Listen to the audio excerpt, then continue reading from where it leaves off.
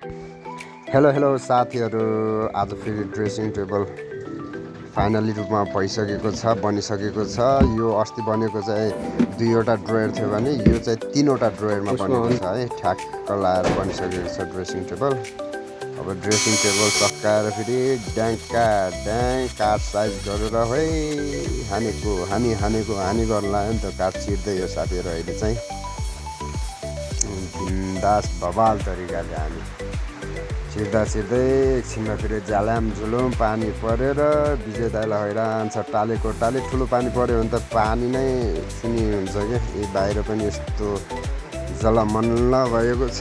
भित्र आयो कारखानामा जलमल्ल। ओहो,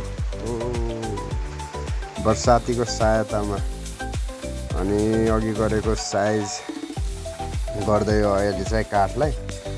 अघि यता साइजर मेसिनमा काठ सिधा गरेर अहिले चाहिँ छिरिरहेको अवस्था छ साथीहरू।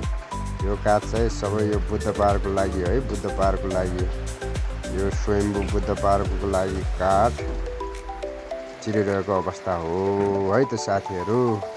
यस्तै छ। आज पानी परेर आज मात्र होइन, लगभग हप्ता 10 दिन भइसक्यो। एक दिनमा पानी परेको परि भन्दै फेरि भेटौँला।